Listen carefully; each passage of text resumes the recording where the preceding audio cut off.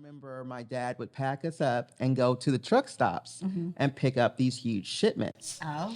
And we were talking behind the scenes before we were getting anything going about, I guess, getting a license for things. Do you know much about that, how that works? The green stuff.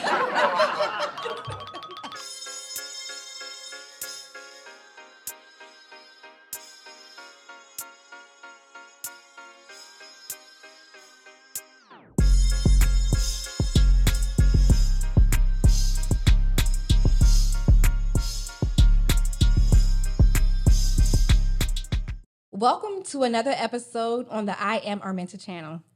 Today I have Tiffany Williamson joining me, and we will be talking about the green stuff.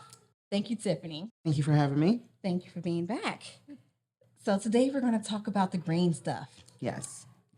Got super popular. It's always been popular, but Right. This year it was on our voting ballot Yes. to legalize marijuana here in Maryland. So let's talk about it. Yes. So I think July 1st comes into effect recreational.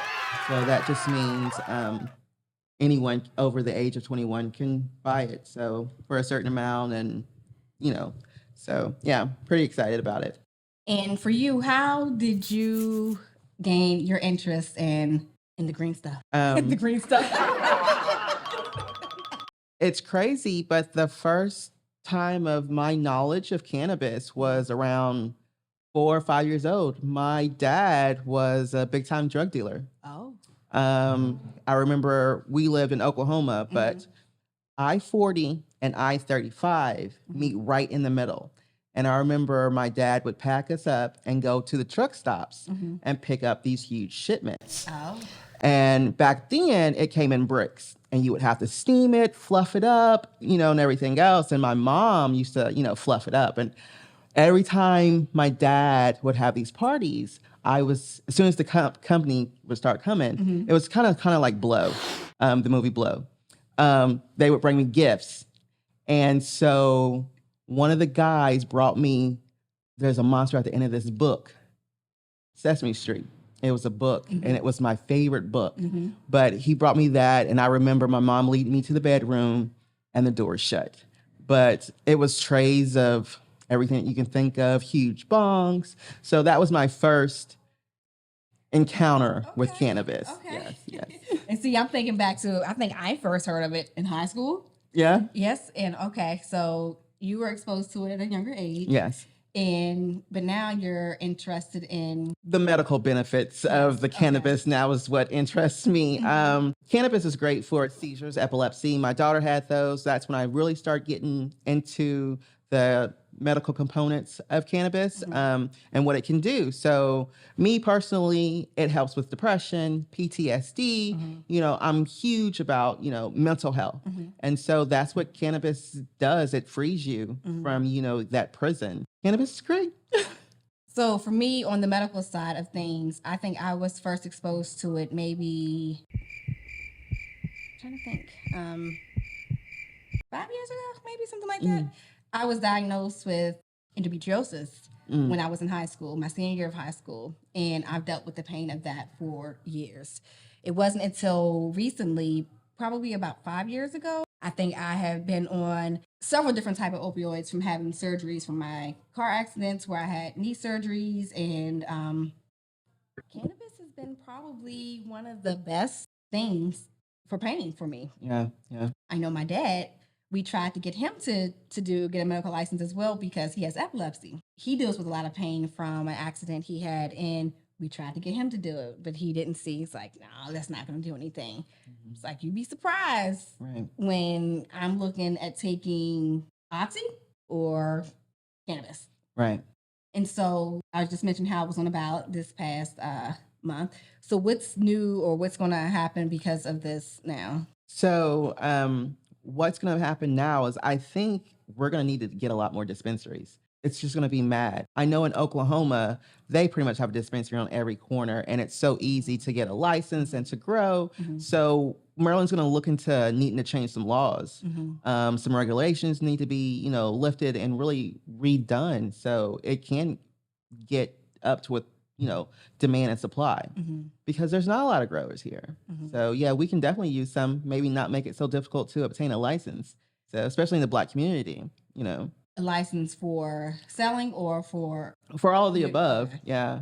So I don't know. I know Louisiana, there was different seeds, and only a certain amount of people could do it. They were trying to shut a lot of Black people and community out. So we'll see. We'll see what's going to happen. And we were talking behind the scenes before we were getting anything going about, I guess, getting a license for things. Do you know much about that, how that works? There is some great guys over at Chesapeake Apothecary.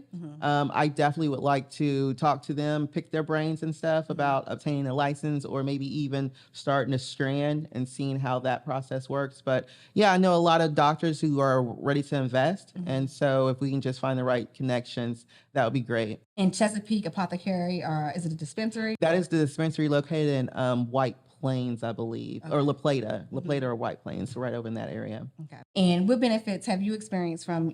I know you mentioned your PTSD. Yes. So it's helped tremendously with my PTSD. I have some stuff in my past that I really don't want to keep replaying. So after I may change my son's diaper. And I remember changing my daughter's diaper. And those memories are pretty hard, and it seems like I have to relive them. So cannabis helps ease the pain. I don't have the reoccurrence anymore, but it's also helped with insomnia. So I'm so much, can sleep during, the night with the indica.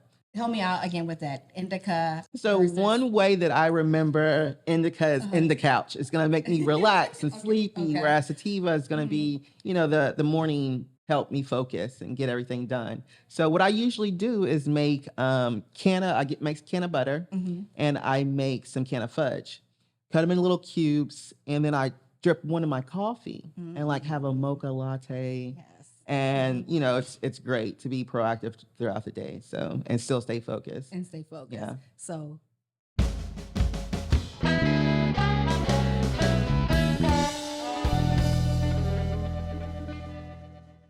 have you met any or had any negative reactions from people around you because of your... And I think this is what's going to be hard for a lot of people. It's always been known as something bad. So for me, knowing I have to take this medicine and it's, was deemed illegal, even though, yes, it was just this plant, I still feel like I'm doing something wrong. Whereas in actuality, I'm just helping myself and making myself better. And that's what medicine's supposed to do. Right. So, because I'm never going to be able to live without those memories, but I need to function in life. Right. I have to keep moving and continue going on. I have children. I have things to live for.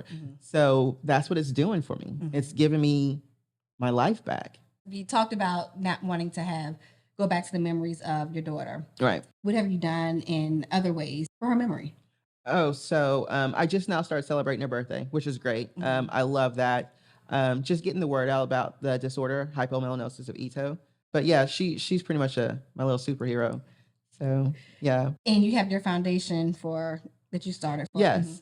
The foundation is hisyndromefoundation.org is where they can find it at. But we're going to be having some merch on there to support, some T-shirts, cups that they can purchase. We're going to be having a gala pretty soon, so they can purchase tickets. Have a couple of doctors that's going to be speaking about the disorder.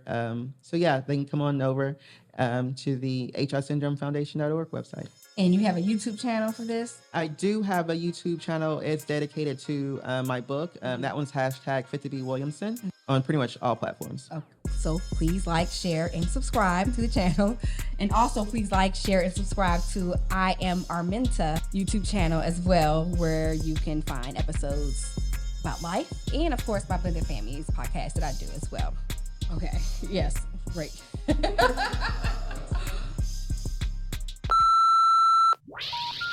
hang up and try again. She started screaming, right? And I was like, well, shit, I'm gonna scream too. So I just remember that movie Over the Top, and I slammed it down. I am very non-athletic whatsoever. Saxophone. Oh, you remember that movie, Sandra Bullock movie, where she was like humiliated in front of the whole town because her husband was on a talk show or something? So it's what saying. Oh, Hope Floats. Yes, Hope Floats. Yes.